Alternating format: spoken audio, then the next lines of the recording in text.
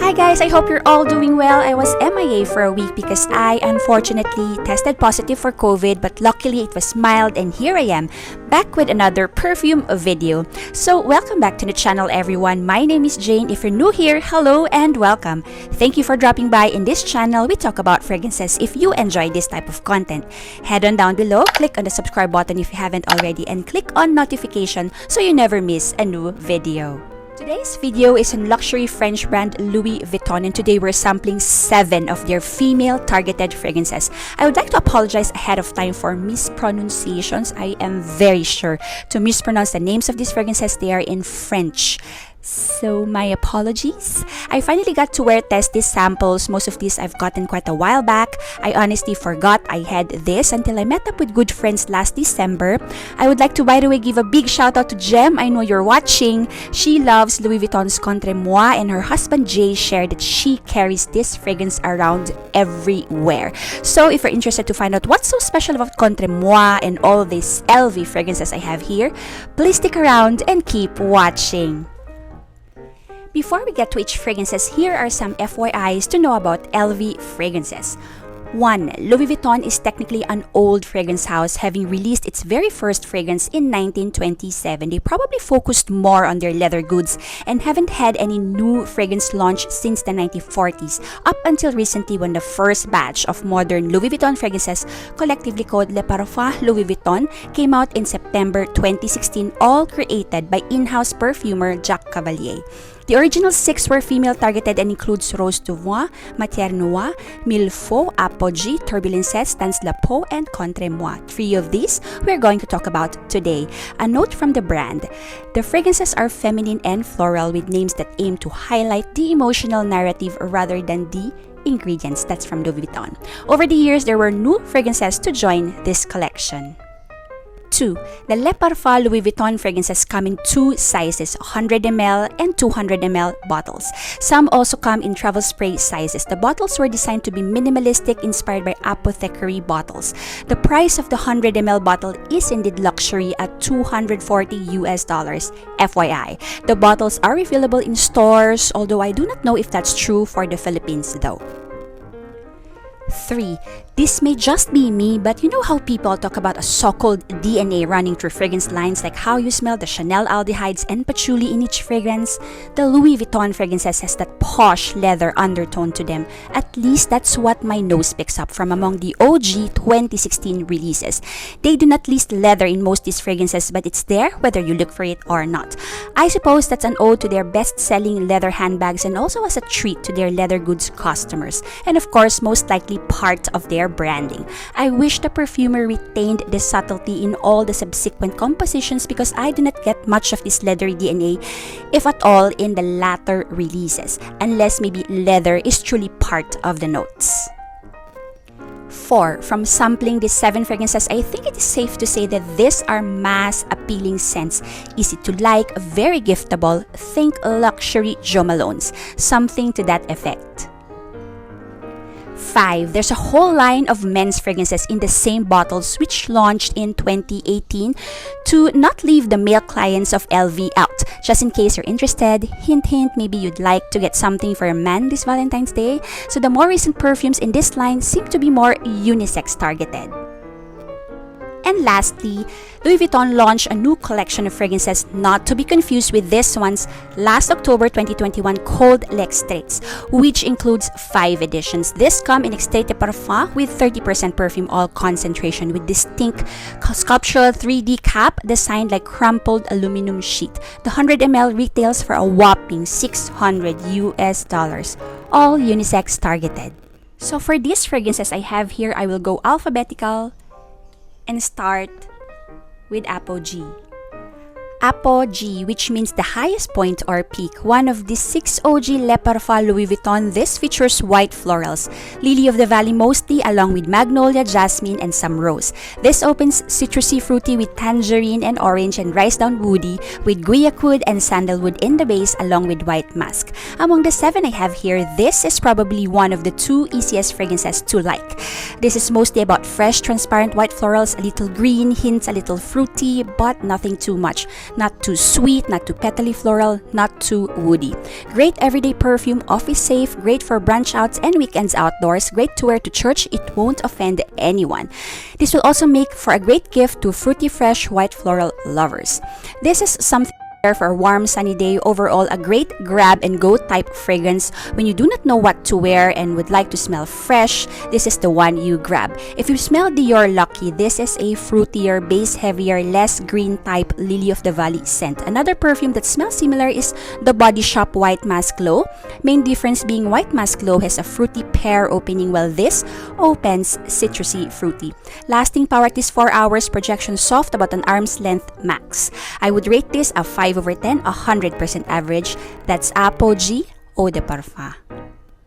Next is Attrape-Reve, which means dream catcher. This is relatively a new addition to the line, having launched in 2018. Notes listed are lychee, ginger, bergamot, peony, cacao, turkish rose, and patchouli. This is a warm, syrupy, sweet, rich, dense, fruity rose patchouli fragrance to me. Contrary to Fragrantica's listings is fresh, there is nothing fresh about this to me. In fact, you feel a little choked out when you overspray, so be careful on that trigger. But then this is super long lasting on me, sprayed in the morning, and my husband can really still smell this on me by 6 to 7 p.m. from about 2 feet away. This was also the most complimented from among the ones I have here. People in the room can smell this despite social distancing protocols. So this is probably something you'd wear when you want to be seen or heard. This isn't a super screamer but definitely projects well enough and leaves an impressionable trail.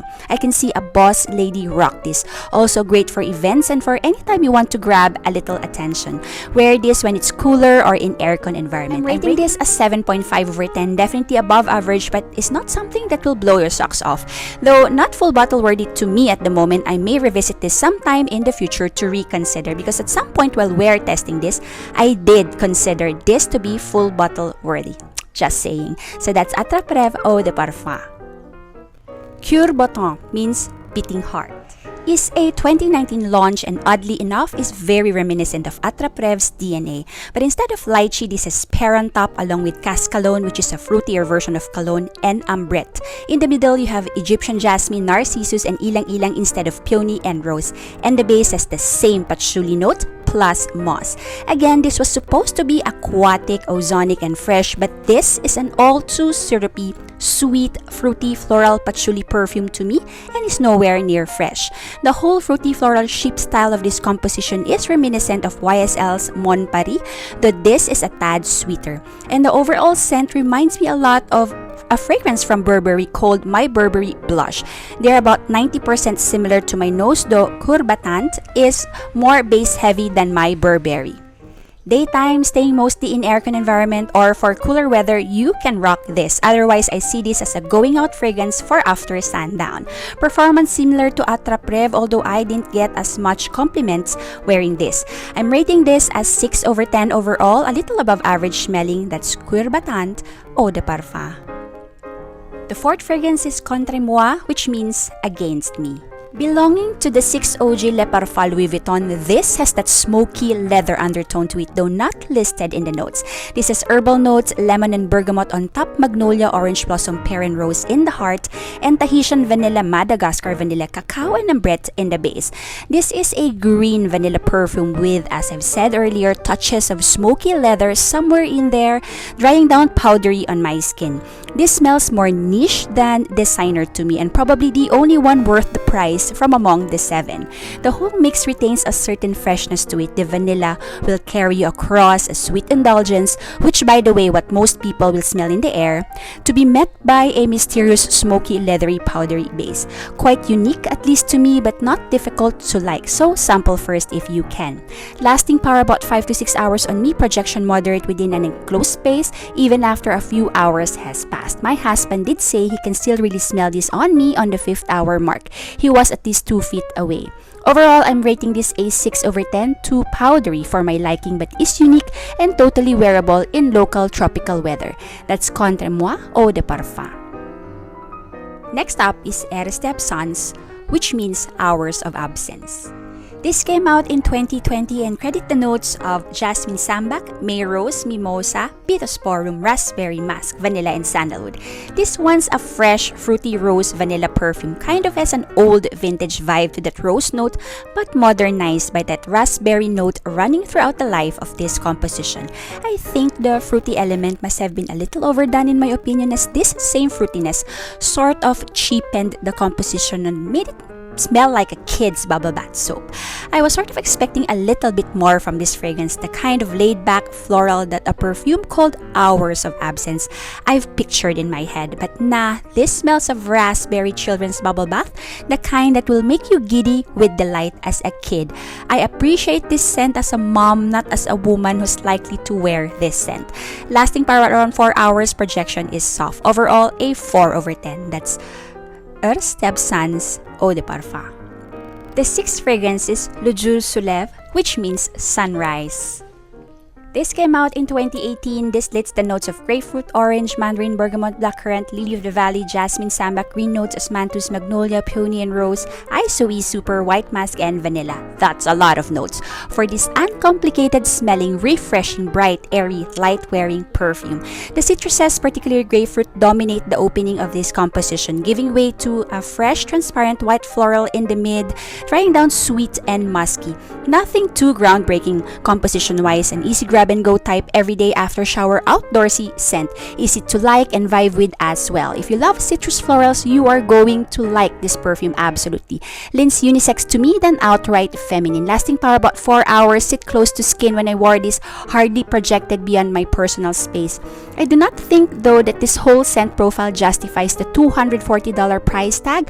I'm sure you can get a similar smelling perfume for way cheaper. Overall, rating this a 5/10 average. That's Jour Se Leve Eau de Parfum. Ending on a high note with something that I quite like, and that's Rose de Vent, which means compass rose or wind rose. Came out in 2016, one of the 6 OGs. This one has that subtle leather note underneath, which to me added an interesting element to this whole composition. Otherwise, this would have been another boring, fresh, green rose mask offering. Top notes are peach, green notes and blackcurrant. Middle notes are May rose, Turkish rose, and iris. Base notes are white musk, cedar, pepper, orris root, and violet leaf. I love the green tone of this perfume, preventing this from smelling all too shampooey, clean, rosy, floral, and flat. But just as a word of caution, some of you may pick up a pickle brine scent. Maybe it's the green notes in there. I do not get that at all. In fact, to me, that LV leather is quite prominent in the initial 30 minutes to an hour. I don't know why it's not listed at all in the notes. And this is both on paper and on my skin. To my nose, this is in the same ballpark as Jo Malone's Peony and Blush Suede, if you know that. Fruity, rosy, suede, great for everyday and office safe too. So if you have that, this you don't need. I'm rating this as 7/10 overall. That's Rose de Vent Eau de Parfum. Alrighty, that's about it for my review of the 7 Le Parfum Louis Vuitton fragrance samples I have on hand. I do think that these are very likable fragrances, and I think they made it so that there is something for everyone in this line. I would have loved to sniff all the Le Parfum Louis Vuitton so I can say for sure, but maybe another day. I personally think that most of these aren't worth the price. Maybe we're made to pay more for the LV branding, that logo stamped on the bottles, and the whole idea of buying luxury is what the $240 price tag is all about. The price on these perfumes is definitely prohibitive, but yeah, if you can afford and you're into LV, then these babies are for you. None of them are groundbreaking enough for me to get full size at the moment. Thank you all so much for joining me today. These are 100% my opinion. I would like to put that out there, and rest assured that none of these are intended to offend anyone. I hope you enjoyed today's video, and if you want to see more content from me, please do like and share this video, subscribe to the channel, and be notified for any future uploads. I am truly grateful for your support. Stay safe, y'all, and I really do mean that. Smell your absolute best, and I will see you in my next video. Bye!